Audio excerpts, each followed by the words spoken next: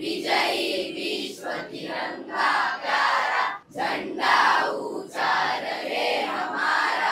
हे बोल कानावर पडले की लगेच आपला राष्ट्रध्वज तिरंगा डोळ्यासमोर येतो आणि ऊर अभिमानाने भरून येतो। देशाच्या एकात्मतेचे प्रतिबिंब असणारा राष्ट्रध्वज देशवासियांच्या मनात देशभक्तीची भावना निर्माण करण्यात नेहमीच महत्त्वाचा घटक ठरतो। पण तुम्हाला माहिती आहे का, आपल्या भारतीयांचा जीव की प्राण असणाऱ्या तिरंग्याचे निर्माते कोण आहेत ते?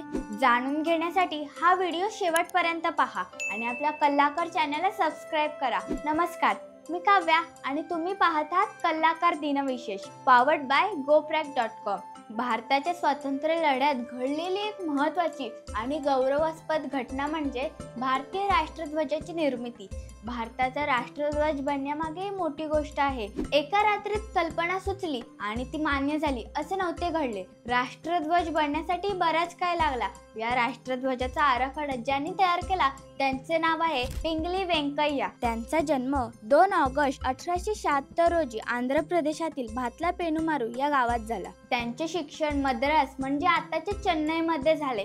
उच्च शिक्षणासाठी ते इंग्लंडमधल्या केम्ब्रिज विद्यापीठात गेले। भूविज्ञान, कृषी विज्ञान तसेच विविध भाषा या विषयात त्यांनी प्रावीण्य मिळवले होते। वयाच्या अवघ्या 19व्या वर्षी त्यांनी ब्रिटिश भारतीय सैन्यात दाखल होऊन अँग्लो बोअर युद्धात दक्षिण आफ्रिकेत सेवा केली। याच काळात ते पहिल्यांदा महात्मा गांधीजींना भेटले आणि गांधीजींच्या विचाराने प्रभावित होऊन त्यांनी स्वातंत्र्य चळवळीत सक्रिय सहभाग घेतला। आपण भारतीय असून एका परकीय झेंड्याला का वंदन करतो, हा प्रश्न त्यांना स्वस्थ बसू देत नव्हता। म्हणून त्यांनी गांधीजींना आपल्या देशाचा एक स्वतंत्र ध्वज असावा अशी कल्पना सांगितली आणि गांधीजींनी पिंगली वेंकय्यांना देशासाठी राष्ट्रध्वज डिझाईन करण्याची महत्त्वाची जबाबदारी सोपवली। आपल्या देशाचा इतिहास आणि ओळख दर्शवेल असा राष्ट्रध्वज तयार करण्यासाठी त्यांनी 1916 ते 1921 या काळात जगभरातील देशांच्या झेंड्यांचा अभ्यास करून वेगवेगळ्या 30 रचना केल्या।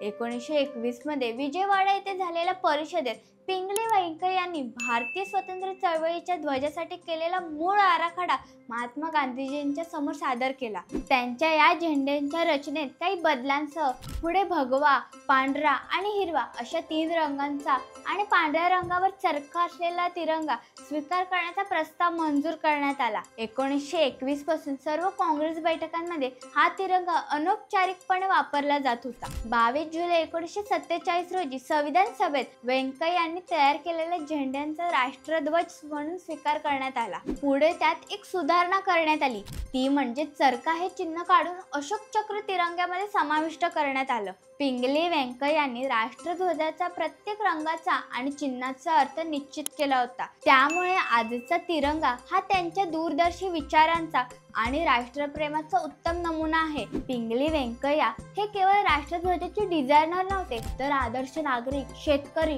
शिक्षणप्रेमी आणि क्रांतिकारक होते। त्यांच्या कार्यामुळे आणि समर्पणामुळे आपला राष्ट्रध्वज आज आपल्या अस्मितेचे, एकतेचे आणि अभिमानाचे प्रतीक बनले आहे। त्यांचे जीवन व कार्य सर्व भारतीयांसाठी प्रेरणादायी आहे। 2009 मध्ये भारत सरकारने त्यांच्या सन्मानार्थ एक टपाल तिकीट जारी केले। मित्रांनो, राष्ट्रध्वज हे आपल्या देशाचे राष्ट्रीय प्रतीक आहे आणि त्याचा सन्मान ठेवून देशाची शान वाढूया। शान न इसकी जाने पाए, चाहे जान भले ही जाए, विश्व विजय कर के दिखलाए, तब होवे प्रणव पूर्ण हमारा, विजयी विश्व तिरंगा प्यारा, झंडा ऊंचा रहे हमारा। ही विशेष माहिती तुम्हाला कशी वाटली आम्हाला कमेंट करून नक्की कळवा। हा व्हिडिओ लाईक करा, शेअर करा।